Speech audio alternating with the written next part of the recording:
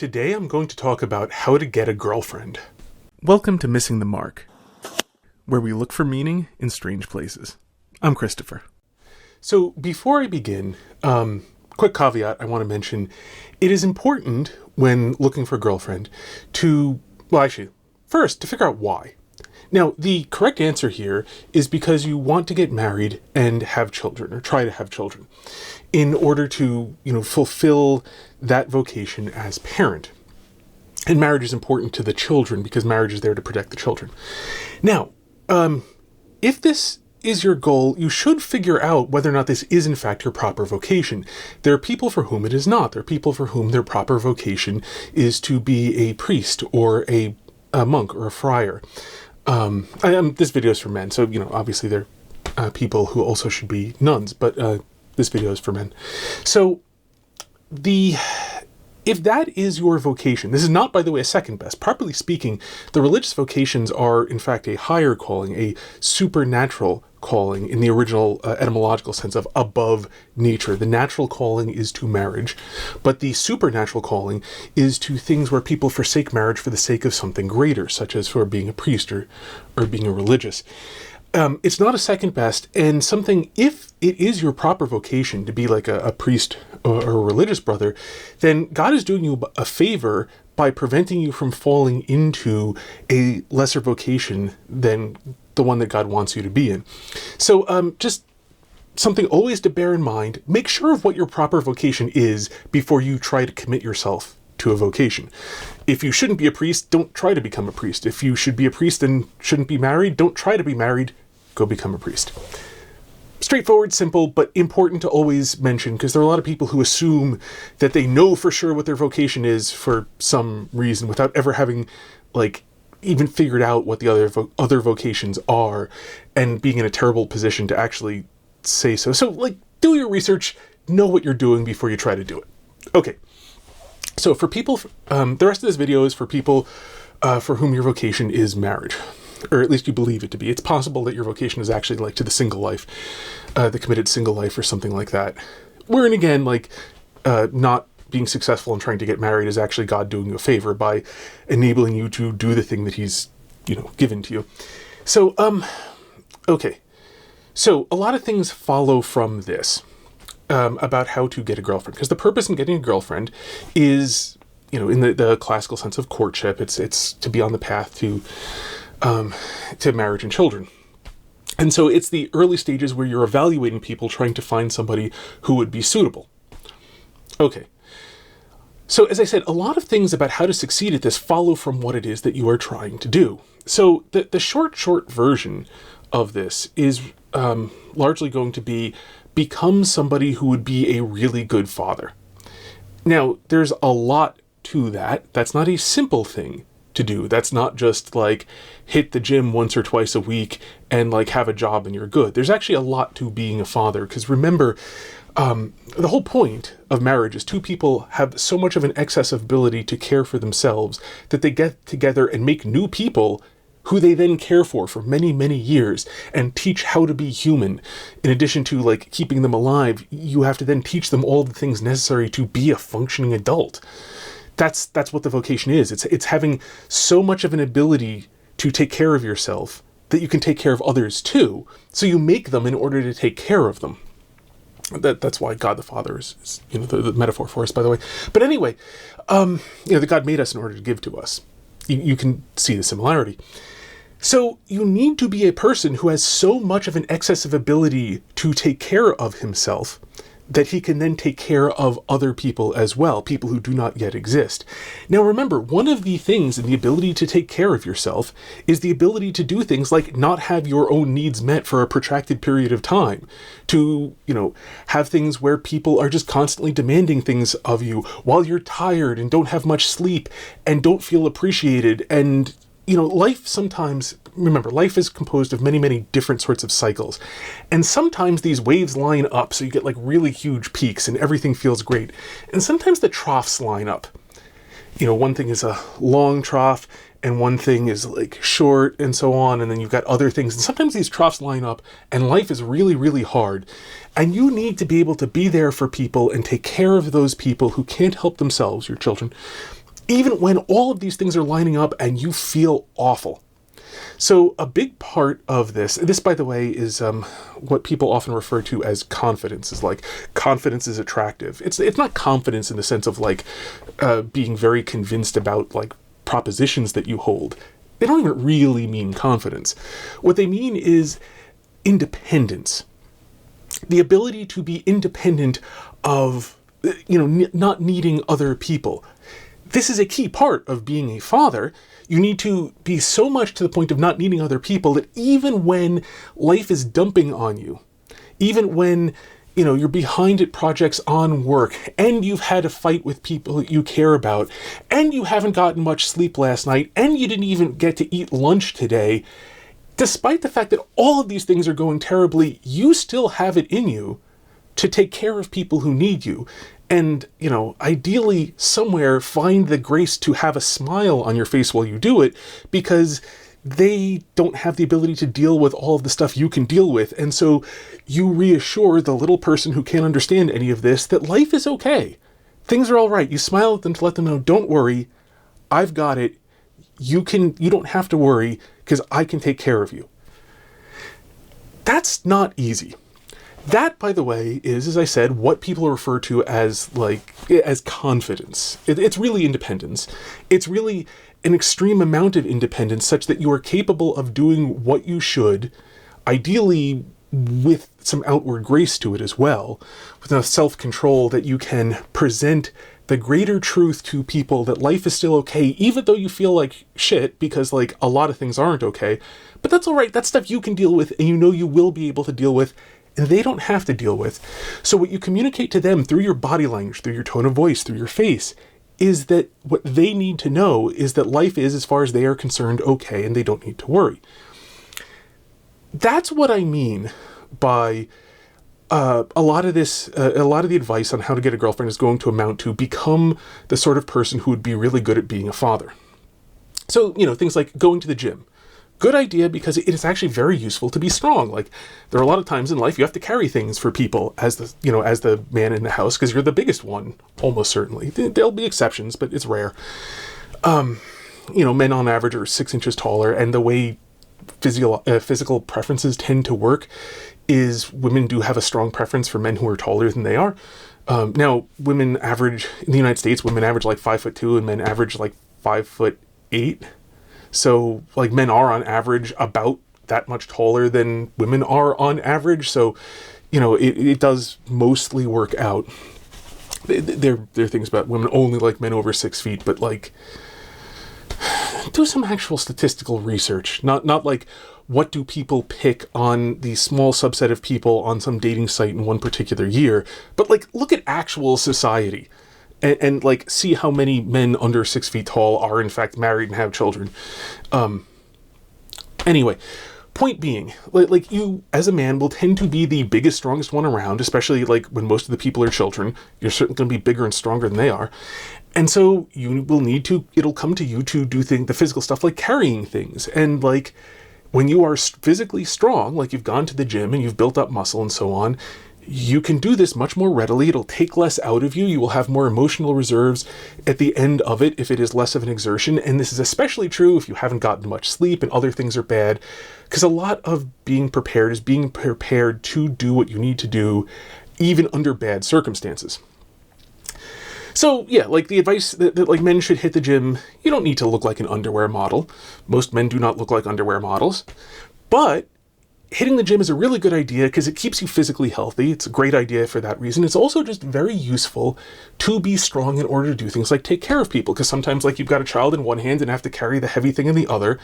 And so like being usefully strong means that you can do this sort of thing, and you just make life better for the people around you.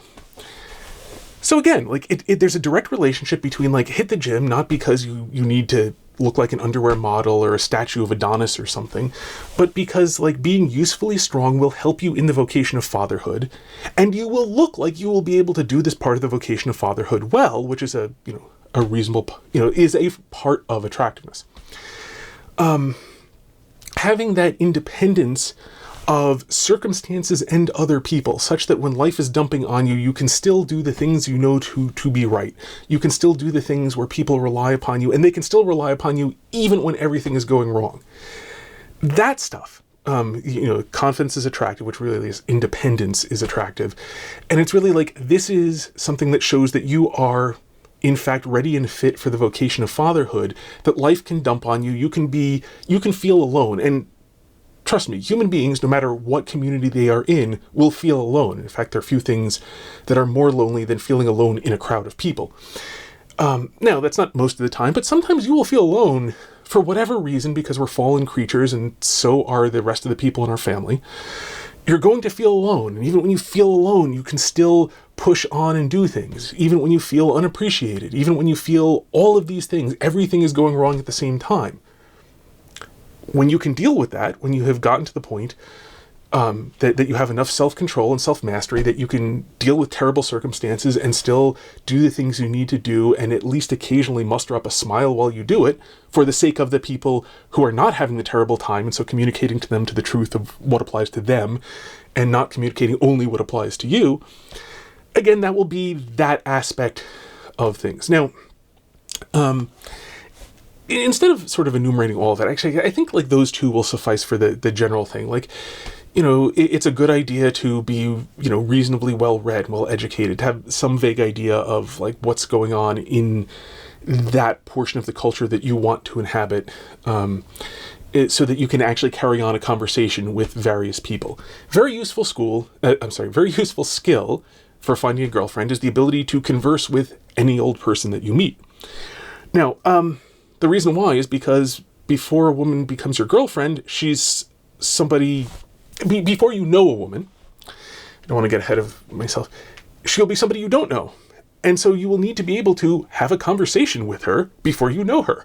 So just the useful skill is the ability to get along with any old person that you meet. So like, you don't have to be able to like converse with somebody in the grocery store as if they're, your best friend or anything like that. You just need to have enough of a basis of the ability to converse with people that you can talk to people you don't know and begin to get to know them. This, by the way, is a skill that you can practice very well on other men. It's only a little bit harder with women. If you can do it reasonably well with men, basically you can do it with women. It's just... There's some differences, but like they're the sort of thing you just pick up through some practice. I've never heard of anybody who is really good at starting conversations with people of different ages, by the way. When I say with men, not just men your own age, younger, same age, older, significantly older. Like if you can strike up interesting conversations with people in all of those age groups of the same sex, you'll be able to do the same thing with people of the other sex as well. Take a little bit of practice, but not a ton of practice for it. If you only ever can strike up conversations with people who are in the same club as you, who happen to be your same age and so on, then that's not enough to generalize. But you can pick up that kind of basic social skill, with anyone. By the way, also when just practicing that skill, striking up conversations with women who are much older than you are, and therefore there's no question of any sort of sexual aspect to the relationship. You're of marriageable age, and like say you're in your teens or 20s. Conversations with grandmothers, where there's absolutely nothing sexual to it, but they're still very much female. So it becomes much safer. It's much easier, and you can pick up the habit of how to talk to women about the things that are kind of particularly female. More particular to female conversation. And also older women are more experienced in talking with men, and therefore it's just easier all around. So it's a good idea to pick up forming acquaintance with older women as well, because that'll teach you a lot about just the general things that are different from speaking to men. And when you talk to older men and older women, you'll be able to pick up what are the differences because they're older than you are, and what are the differences because, the one's female and the other's male. So that itself is going to be helpful there. Now, when there are other things, just like do some research on, to be a really good father, what should you be able to do, and then just be the sort of man who can do all of those things. if you're going to be a father, you really, really, really should do this. And just coincidentally, these are also the things that will help you to be attractive to women. Now, one thing I need to say about that attractive to women part, there may be a few men who are attractive to all women. It's going to exactly how attractive varies considerably. But for most men, they're not attractive to all women. This doesn't matter, though. I'll get to why it doesn't matter in a moment. But the practical upshot is that for most men, there are going to be women who do not find you attractive. And so, and this is on the basic level. Like, they look at you and they think on a fundamental level, like, I would not want my children to be descended from somebody who looks like that. Like, I do not want my children to look like this, or look halfway like this. I do not want my children to have a body descended from this kind of body. And like, okay. Like, the thing to do here is to realize, like, okay, fine. Some women will feel like that, and they're the women you don't want to invest any time and effort into trying to form a romantic relationship with, because it's not going to go anywhere. So you want to be able to pick up on that, but because there are many women who do not find you attractive in that sense, doesn't mean there aren't women who will find you attractive. As I said, I'm going to get to this in a moment because it intersects with another very important thing. But so what you need to do is just realize, like, plenty of women will not find you attractive, and there's nothing you're going to do on that basic physical level, and there's nothing you're going to do to change that. The things that you can change in order to... there's some details, like if you're extremely overweight and become thin, like, this may well change. But to a great degree, you've also, like, become much healthier and, now look like you're the sort of person who in our environment can actually remain healthy. And so, like, that will change a woman's appraisal of your genetics and in the environment and so on. Instinctive appraisal, I mean, not a conscious appraisal of your genetics. Anyhow, so, like, short of, like, massive changes that change you from being unhealthy to healthy or something like that, you're not going to be able to control that aspect of, for many women, they're not going to find you attractive, and then you just move on. Like, it's not a problem. It's annoying. It's unpleasant. But it's not, it doesn't mean anything in the grand scheme of things for whether or not you can find a woman who will marry you and who will be a good mother for your children. Now, the other things you can control are really if this base layer of physical attraction is there, it is still possible for a woman to decide that you're a person she does not want to be the father of her children. If, for example, you are... if you're so weak, you can't actually do anything useful. If you are so needy that you're going to fall apart whenever your children need you because you don't have the emotional strength. It's not really emotional strength. You don't have the strength of character in order to be there in hard times. Even though she finds you physically attractive, she's not going to want you to be the father of her children. Now, because I can almost hear the people shouting, hold up, because I'm going to address this. I'm not talking about all women. I'm talking about the kind of woman you actually want as a mother to your children. I'll get to that distinction shortly. So in the things that, when I say that, like, these things will make you attractive to women, what I mean is that you will change from having red flags that you would be a failure as a husband to green flags that you would be a success as a husband. And so if there is also the physical layer of attraction of, like, this person could provide half of a good body to my children, because remember, we're embodied creatures. We're not ghosts in a machine. Our bodies actually do matter. And so, like, would this other person provide a good half of a body to my children? If that part is yes, then the other parts, matter. And those will, once you have that base layer of, like, yes, that's good enough, then the other things can matter quite a lot. So I want to be clear, because sometimes people talk as if, like, you could make any woman attracted to you, and that's stupid. Like, unless you happen to be, like, amazingly beautiful, in which case, like, an amazingly beautiful man can still turn women off. I mean, I've seen it happen in real life, but it's nonetheless the case that unless you're amazingly beautiful, like, there are plenty of women who will never be attracted to you no matter what you do. This is where that whole, there's plenty of fish in the sea thing comes from. Like, you need to find a woman who will be compatible with you on a variety of characteristics as the mother of your children. So this is going to be something where you're going to have to look a lot to find somebody who actually does match up with you. So just remember that part of it. Like, you're not trying to make an arbitrary woman fall in love with you. What you want to do is find a woman who would fall in love with you and then be a good enough man that she actually, that nothing will stop her from falling. The woman who would fall in love with you if you're, all good, all correct inside, then, actually will. So you have to bear that in mind. It's a question of, it's not a question of finding an arbitrary person and then, attracting them. It's a question of finding the sort of person who would be attracted to you and then not screwing that up. It's weird to put it this way, but that's because we're fallen creatures. And so we're not what we should be. We are less than what we should be. We do not always do what we should. We do things that we should not. And so there's an underlying thing that if we were unfallen creatures, two people who are attracted to each other, unfallen meaning completely perfect, morally perfect creatures, then any two people who are attracted to each other would make a great husband and wife because they were both morally perfect and so they do everything right. But we're not. So the physical attraction, still, draws us to each other, but you have to then use your intellect to figure out, is this other person actually morally suitable, or are they too fallen such that they would be a bad parent? And so that's why it's kind of like you need to not disqualify yourself. You're a fallen creature, but you need to not be so fallen as to disqualify yourself if that attraction is there. If it's not there, then you're just looking at the wrong person.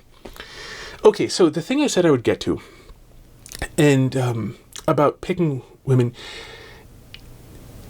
it may sound counterintuitive to some people, but part of the key to success in finding a girlfriend is being picky, being choosy.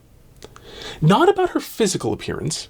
I mean, there's some things, like you want to find somebody who looks like they will, survive long enough, who's sufficiently healthy and so on, that they will survive, and also who has like decent genetics to pass on to your children, right? It's a fallen world though. And so the moral aspects matter far more. They're physical minimums that you do need, because like somebody who's going to produce sickly, unhealthy children who die off, it's not many people, frankly, but anyway, like that's a real problem. So like that does have to actually work out. But as long as like, a person who could produce healthy children with you is there, the moral side of things matters quite a bit more. And the moral side of things, it's women and men here is fairly symmetric. We need different things in certain respects from our partners. So like there's certain virtues that are a little bit more important in a male and certain virtues that are a little more important in a female. For the most part, this is actually symmetric, although it's not going to look very similar. Many of the qualities that you need in a woman are that same quality of like independence. It's going to look different because women are to a certain extent more social, especially in the upbringing of little children. So part of what women do is form the social connections, because it's really helpful to have other women of approximately your same age there to help you take care of your child under certain circumstances. The modern world makes this a lot less actually necessary, but the instincts are still there. Like if a woman gets sick and can't nurse her child, well, now we can use formula. In older times, you needed some other woman who has who's still nursing, and back when, up until extremely recently, women would nurse children until like they're like 4 or 5. That's very common throughout much of the world still. It's weird things, long, complicated history of why women don't nurse to nearly as old anymore in certain Western countries.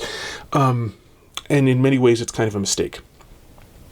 But anyway, there were far more women of approximately your own age in, like hunter-gatherer cultures, where the people from whom you're descended, who would be nursing, who could then nurse your child and keep your child alive until you're healthy again, assuming she's willing to do that for you. And so having those kinds of bonds are really important in a mother who is caring for infants. And so women will form more social bonds than men will. Men need social bonds as well. And in hunter-gatherer culture, like you definitely need the social bonds as well, but it's sort of a stronger instinct and drive and it's more that it takes a different expression. So independence in a woman will look different because she will still want to form the social network. And I'm not advocating that anyone be a loner, by the way, just that you could be a loner if you had to be, not that you should be a loner if you can, even if you can form social bonds. If you can form social bonds, then we're social creatures. We should. It's not good for man to be alone. You just should be able to do without it. You should be able to not crumple without it. Anyhow, so that's going to look somewhat different. But basically, the thing you need to look for is that subset of women who, and especially this is a virtue kind of particular to the modern world, have a lot of self-control, have a lot of rational self-control, who understand that their feelings are things that affect them. They are not the core of their being. They're not who they are. Principles matter more than feelings. And there are women who believe this, to be sure. And these women, you find more of them who are religious, obviously, just as you find more men who believe this, who are religious, or who know this to be the case, really, who are religious. Not in the sense of, brothers and sisters, but, who just, practice their religion. This is especially the case in the modern world. The ancient world, everybody needed to have a pretty high level of physical courage just to survive.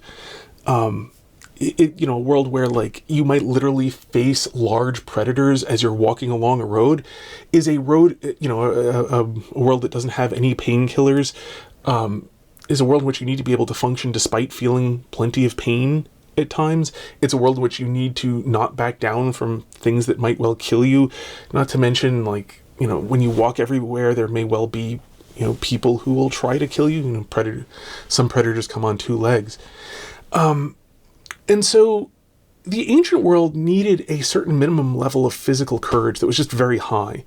The modern world needs a fairly high level of self-control, not simply to survive, but to be a halfway decent human being. You need a lot of self-control because there's just a ton of temptation everywhere available. Technology makes everybody rich, essentially, compared to what people had in the ancient world. Like, when you have a car, it's the equivalent to having people who will bring you places. And when you have a washing machine, it's the equivalent of having slaves who wash your clothes. You needed to be rich in the ancient world to have something else that would do your laundry for you. Modern doing laundry, you throw it in a machine, press a button, switch to the other machine, press a button, fold it and put it away. It doesn't take very long. I have done plenty of laundry. I can say that from experience. Compare that to when you have to, like, work the soap and stuff into it, and then, do that all by hand, and then you have to lay this stuff out carefully so it dries and doesn't mold, and you have to, do this, working together with the weather and so on. We're rich in modern terms, and as a result, we face temptation absolutely everywhere. And so people need lots of self-control in order to cope with the massive amount of temptation. So you need to find a person who has a great deal of rational self-control, a person who has a great deal of, who has strong principles. Now, the thing is, a woman who has rational self-control and strong principles is also going to be looking for a man who has rational control and strong principles, and is going to value those things quite highly in that man. And such a woman is also going to be aware that, like, the thing to do in mating as a strategy is not to just find the most beautiful partner you can and you're good to go at that point, because they'll have rational self-control. So, like, yes, our instincts, and this applies to men too, males also have the instinct to find, the most beautiful woman around. But you have rational self-control, and you understand things like beauty is only skin deep. And, like, beauty counts for something, but it doesn't count for a whole hell of a lot. There are much more important things. And so you need to find a woman who knows that and does her best to live that. We all fall down at this. Like, that's why there's confession. That's why, that's why we, keeping a little more general, we all fall down, and that's why repentance is such an important part of trying to be good. But you need to find somebody who is trying, who isn't, like, trying to dig into the mud, who's trying to at least get up out of the mud, who gets up out of the mud sometimes is even better, who mostly stays out of the mud, better still. And so you need to find somebody like this. That kind of woman, the sort of woman who will actually be a good mother to your children, who will love your children even when it's hard, who will sacrifice things for your children, not to get something out of it, but because it's good for your children and she loves your children. And love in the sense of to will the good of the other for their sake. Bishop Barron likes to put it, to will the good of the other as other. I prefer for their sake myself. Anyway, either way, you want a woman who will be that kind of mother to your children. She is going to want a husband who will be that kind of father to her children, precisely because she is trying to be virtuous. And this is where it came to the thing I said before, like, yes, there are women who, just as there are men, who just follow their instincts. And their instincts say, like, find the most beautiful man, just as, you male instincts will say, find the most beautiful woman.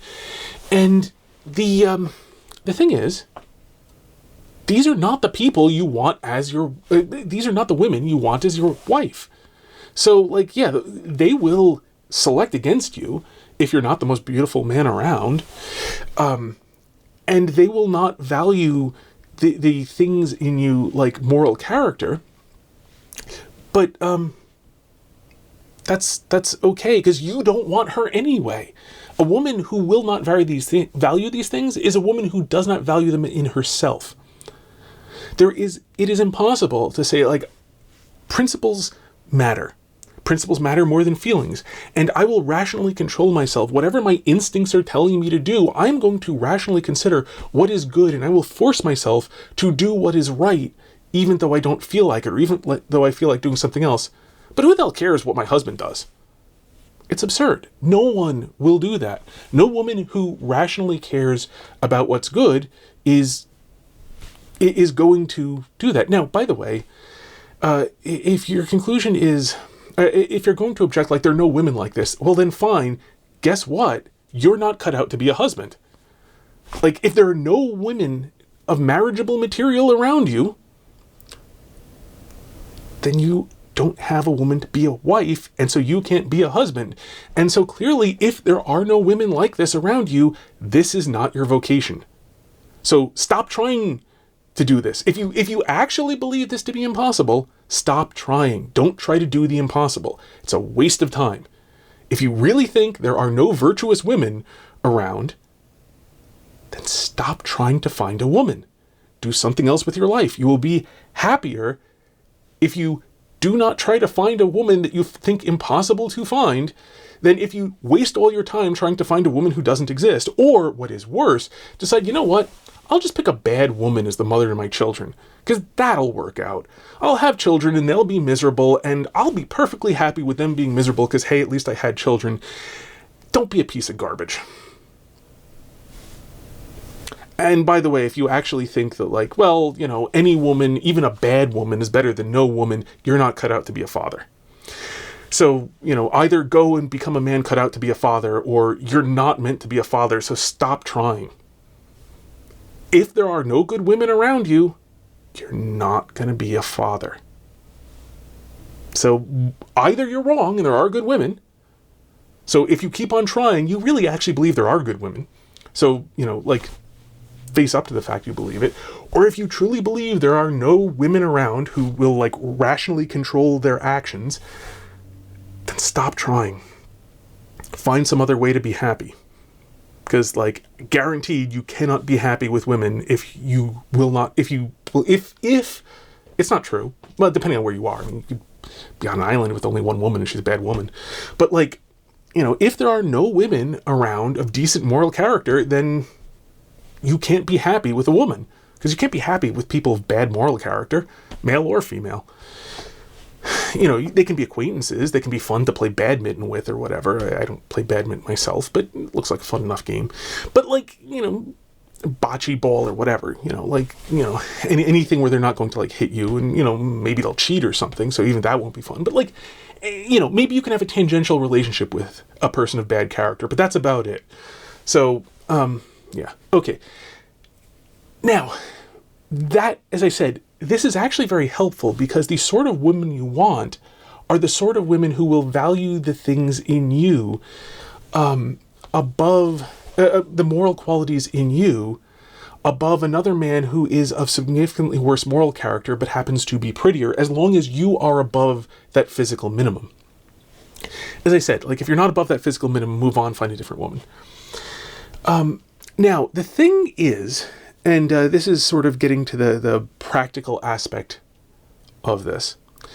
The thing is, in order to actually, for a woman to know that you actually are a man of decent moral character who tries to be good,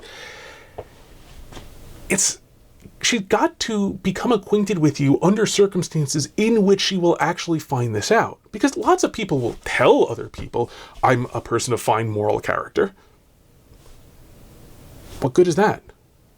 Costs nothing to say. It doesn't have to be true to say it.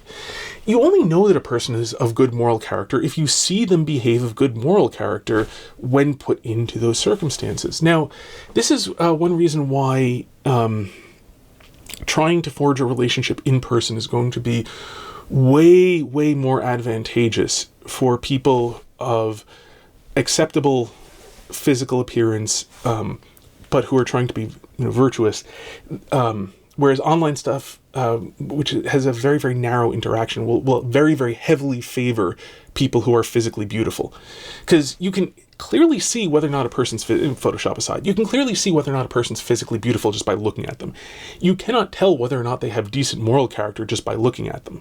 You also can't tell if they have decent moral character just from a few conversations with them. There are some things that will be helpful in that direction. There are people who are of such low moral character that they'll straight up tell you from the get-go. There are people whose red flags are like, draped over themselves. But that said, you find out that somebody's of decent moral character by them being moral in circumstances that demand it. Or not. So, to give an example, say you're at a club. When you're physically in person, you might have to do something like wait for a person. Well, how do you wait for them? Are you patient? Do you try to keep up the spirits of the people around you as you guys sit around with nothing to do as you're waiting for somebody? Or do you grouse and complain? Or do you just pull out your phone and bury yourself in it and not give a damn about the people nearby to you? By the way, the phone thing is highly contextual. There are places where it's kind of easier on people if everyone just looks at their phone because, for whatever reason, it'd be more convenient. So that's not a universal condemnation of phones. It's just an example because you can do this with a phone. People try to make conversation with you and instead of engaging with them and helping them to pass the time, you just give them the shortest answer you can and try to be in your phone instead of with them. All of these things inform a person about your character through this sort of trivial inconvenience. And again, over time, what do you do? How do you act? Not just how do you treat the person like the woman, but how do you treat other people around you as well? Are you courteous? Do you try to dominate a conversation and not let anybody get a word in edgewise ever? Do you try to show off in a conversation? Do you try to score cheap points off of somebody in a conversation? All of these things, you can pick on them a little bit in online type stuff, but in person, there's just a flood of information that comes because moment to moment, we're all here and we're all interacting with each other. And so there are a lot of things that go into it. The other thing too, and this is going to come to where you find these women. You'll notice I mentioned being in a club together. There's a reason for that, because being in a place where you and the woman are there for some reason other than are you a potential mate is really, really helpful because it enables you to create a sort of emotional distance where you are not resolving the question, are we marriage potential, or are we just, friends? Are we only friends, or could we be marriage material in addition to friends? If you resolve that question, if you clearly indicate hey, I'm interested in you as marriage material, now the other person has to make a decision about you right now based upon what they know so far. On the other hand, if you leave this question ambiguous, not resolve it in terms of we're only friends, leave it ambiguous. By which I mean you say things that would be entirely appropriate to say to anybody else of a similar level of acquaintance. It's things that you could say in public, things that you could repeat in front of your grandmother. Whatever exactly it is. whatever exact standard you want, but as long as you keep the conversation to those things, you have not resolved it in terms of, is this romantic or is this just friendly? You're keeping it on the level of mere acquaintanceship, where you're not resolving the question. And this means that the woman does not need to make up her mind about whether or not you would be suitable as a romantic partner or not. Like, should she allow this? If you are approaching her as a potential romantic partner, she needs to decide right now, should I allow this to continue or should I shut it down while there's no real attachment here and nobody will get hurt feelings? And she needs to do that on the basis of the information she has there. If you leave it ambiguous, she doesn't have to make a decision. There's nothing necessarily even going on here. And so she doesn't need to shut anything down. She can simply interact with you as this person who, we're becoming acquainted, we're learning things about each other in that sort of ordinary way of finding mutual interests, talking about the weather, any number of things where you're making observations, you're finding things out about people. By the way, the weather is a much misunderstood subject. There's a lot to say about the weather because the weather affects all human beings. And so the things that you say about the weather are actually in many ways reflective of your views on humanity. Can you empathize with people who are less fortunate than you? Can you, that people caught out in the rain while you're inside a building? What are your views? How do you, deal with the inconveniences that the weather causes and so on? All of these things actually are, ways of becoming acquainted with a person. Like as you observe things like, yeah, it's really hot. I always have trouble dealing with the heat. I prefer the cold quite a lot more. I hate the cold. I can deal with tremendous heat. These are ways in which a person is getting to know you. I have little offhand observations, but, we're all subject to the weather. The weather is part of being human, and it's a bad idea to disdain being human, to disdain being embodied. If a person absolutely hates talking about the weather, and it's not just because they're not any good at it, there's a decent chance that this is a person who has sort of more Gnostic tendencies, ghost in a machine type tendencies, wishes to be a pure spirit and doesn't take the body seriously type tendencies. And that's not good. So, even conversations about the weather, but all of these things allow you to to maintain that initial distance of being near acquaintances where you haven't resolved the question, are we even considering each other as marriage material? We haven't answered that question yet. We're still at a just, becoming acquainted in a way where, if I never see you again, you're just an acquaintance and we had no relationship type stage. At some point, this needs to be resolved, of course. But this is what gives you and the woman space to get to know each other enough to make at least a slightly informed decision on the question. Because, you're physically attracted to her. She doesn't seem to be physically repulsed by you. Because a woman who's physically repulsed by you will have a tendency to not even be receptive to will have a tendency to not even be receptive to acquaintanceship. So it's a tendency. Sometimes they'll just be polite. It's not that they won't be, they won't be rude, but they will try to not be, they won't do anything to try to forward the acquaintance for the most part. If a woman is trying to forward the acquaintance, move the acquaintanceship forward so that you're getting to learn more about a person, but still in a way where either of you can walk, in just circumstances, take you someplace else, never see each other again. It was a person I was getting to know. And that's the sum total of what happened. No relationship is formed. Nothing got broken by one leaving. That's the level of acquaintanceship where you get to know the person, you let them get to know you.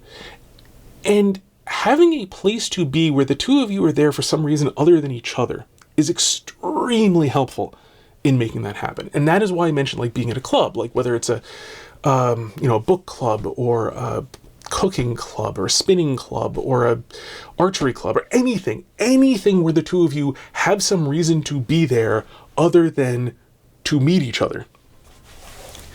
It is extremely, extremely helpful to have that thing. This is why, by the way, I also mentioned, I've said that a really, really good first date is going to a zoo.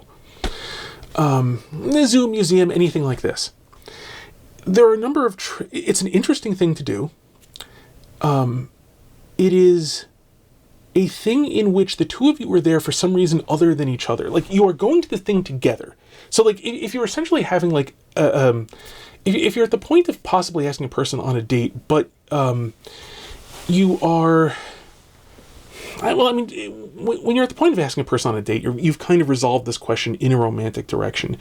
You can still, to a limited degree, and it does require some skill, keep things a little bit more ambiguous. If you meet in public during the day at a place with lots of other people, and like zoos and museums have that property, where you can invite people you barely know to go to a museum with you or to go to a zoo with you or whatever, because you're in crowds the entire time. And you're just walking along together and seeing interesting things. So, like, I'm assuming this, like, is related to a conversation that you've had. Like, you discover you both have an interest in animals. Or you discover you both have an interest in Mesopotamian art. And you happen to live near a museum with Mesopotamian art. Obviously a silly example, but you get the point. Like, you have a mutual interest in something, and there is a place that is public where people stay in crowds the entire time. You could invite if you could invite a man to the same thing on the same level of acquaintance, then it is keeping the thing ambiguous. If you could not invite a man on the same level of acquaintance to the thing, you're resolving the question in favor of this is potentially romantic, and we're investigating each other as romantic partners. So that gives you sort of a sense, a decent way of telling the difference.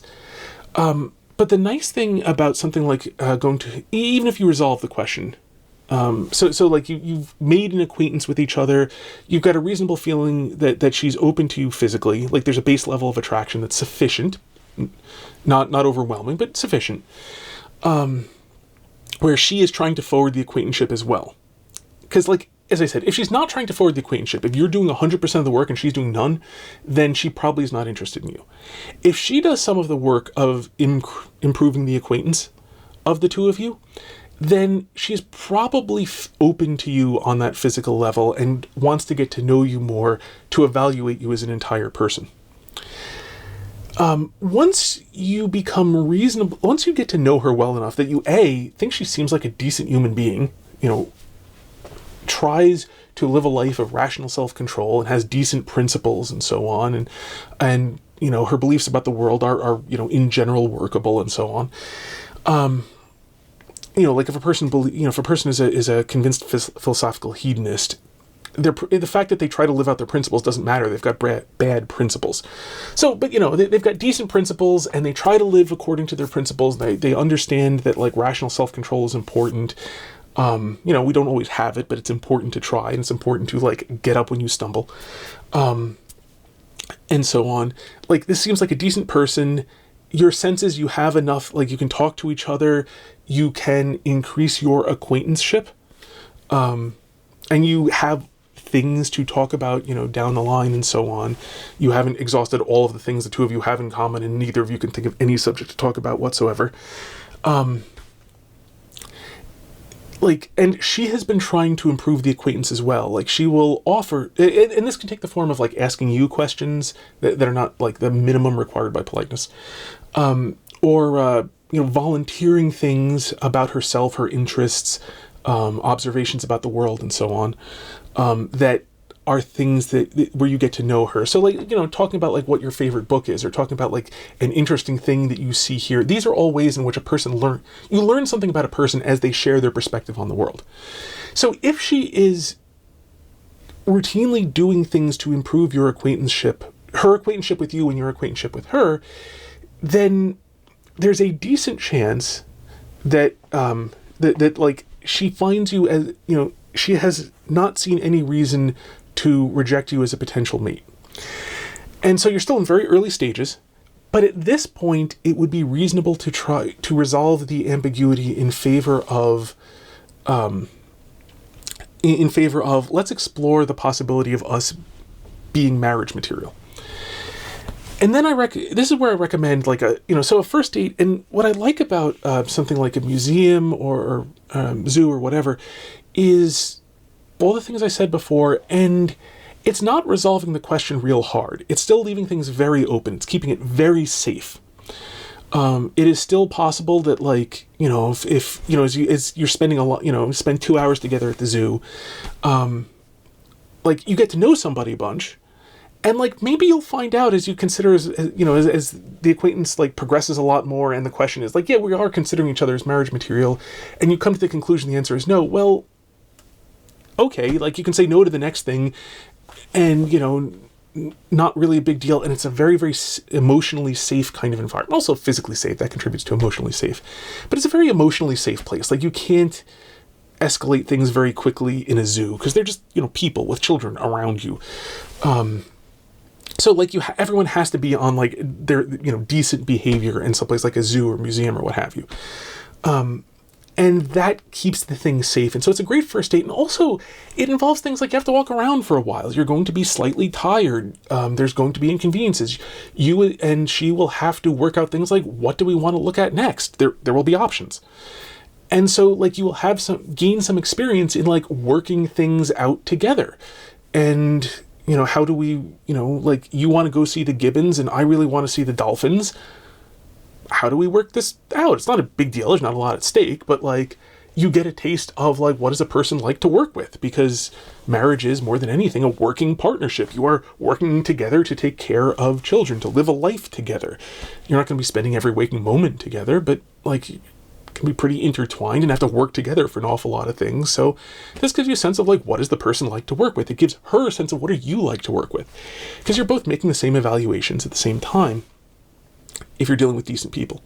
If you're a decent person and she's a decent person as well. So the, I have decent as a fairly high bar, by the way.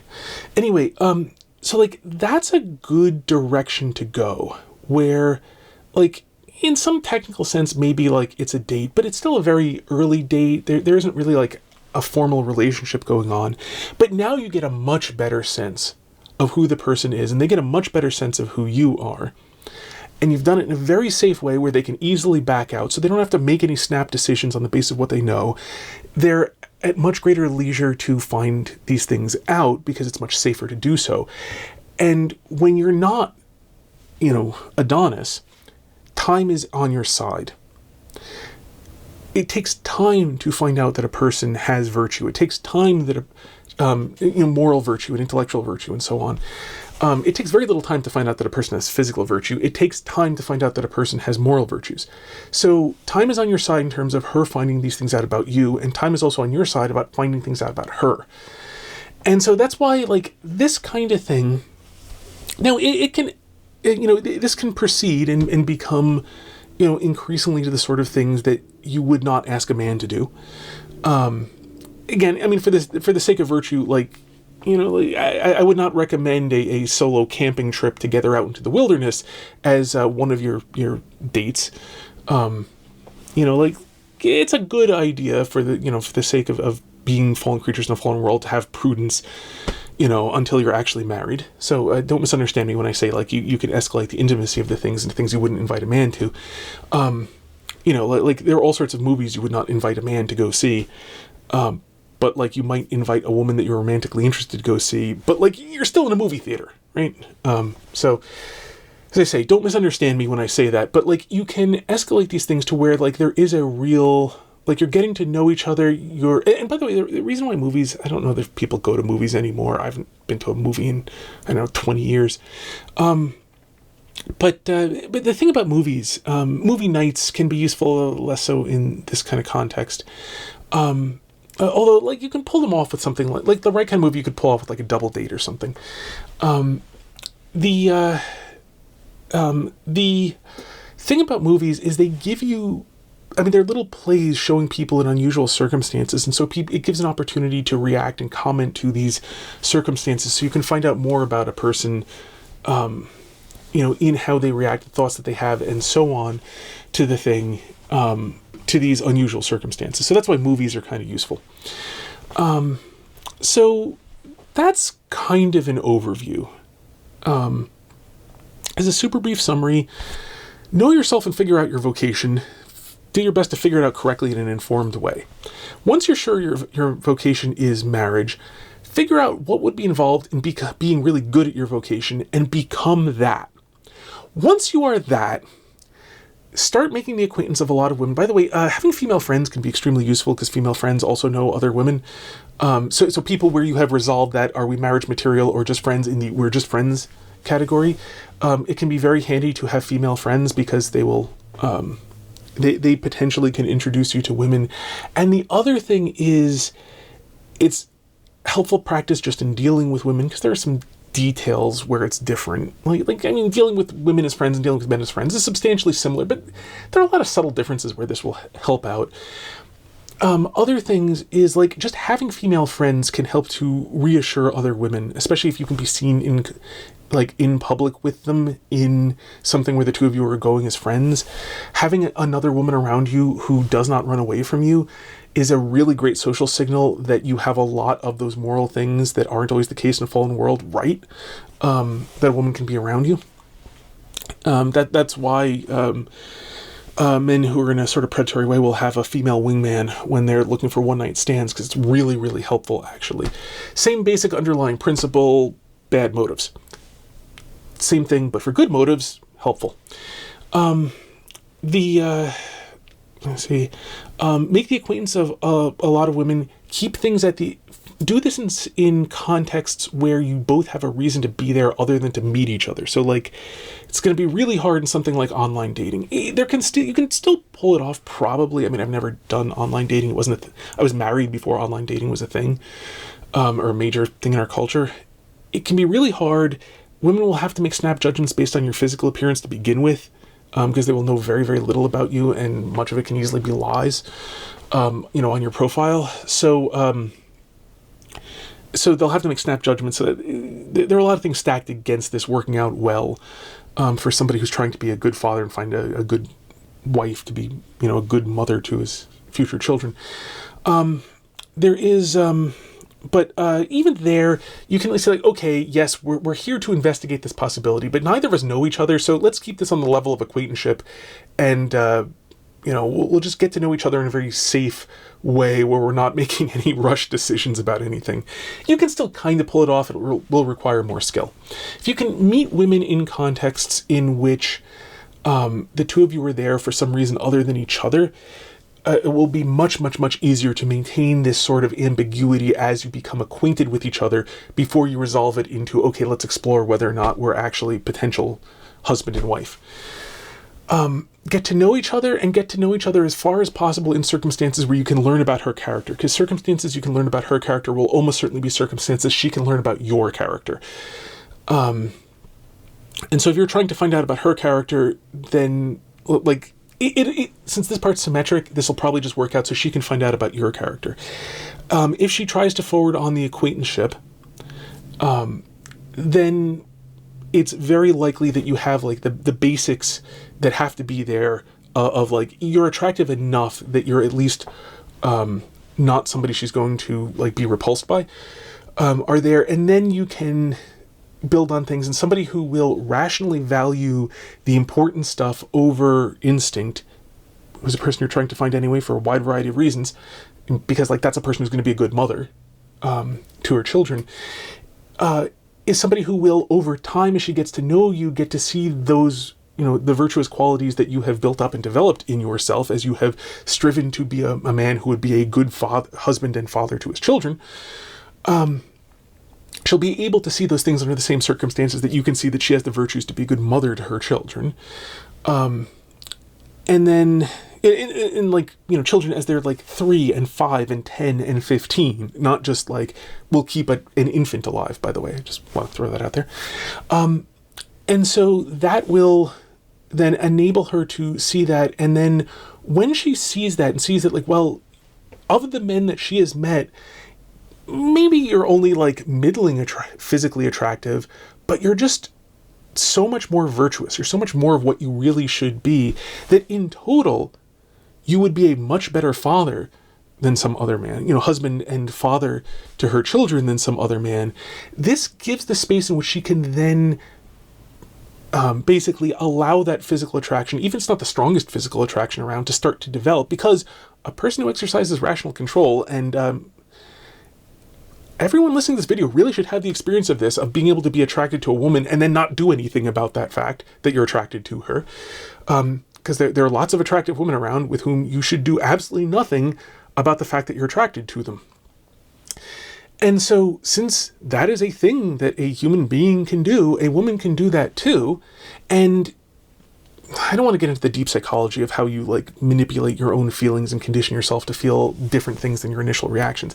Anyway, it happens. And people who are in rational control of themselves, this is to some degree what you're doing. This is why virtue is a habit. If you ever heard the classical phrase, but like as you keep on doing things, you train yourself and mold the nature of your being such that you react to things differently than you originally did. Also, incidentally, why one of the key things in educating a child is not just teaching them what to like, but also teaching them what to dislike. They should dislike things. A properly educated person both is attracted to the correct things and repulsed by the correct things. They love the right things and they hate the right things. They hate the things. They love the things they should love and they hate the things that they should hate, such as goodness and beauty and truth, and hating things like injustice and so on. Speaking in generalities, but it gets more specific. And so a person can have a beautiful face but a repulsive character, and when you can see that, you can become sufficiently repulsed that you habituate yourself to stop even seeing the beauty in their face, so that you stop having that reaction to it. Okay, so that find circumstances in which a woman can evaluate you to find circumstances in which you can evaluate a woman for having a good moral character, and she will be able in those same circumstances to evaluate you for having a good moral character. Now remember, the thing is, you can't manufacture you can't manufacture circumstances to be a hero morally. You can't put somebody in danger so that you can save them, because the putting them in danger is immoral. You can only put yourself into reasonable circumstances in which you have some indication of those minor virtues. And, technically we all pray, well, for those of us who pray the Our Father, there's that lead us not into temptation. We pray to not be put in the face of temptation. We literally are praying to hope that we never have to prove our virtue, our heroic virtue. So, you can't prove it. You can only prove the minor virtues, but you can put yourself into circumstances where you can prove the minor virtues, going for hikes on, public trails, not in the woods type of thing. Like around a park, like walking around, open trails at a park. There's like a, big green area and a trail around the outside, or, there's a lake and a trail around the lake or stuff, and lots of people go there.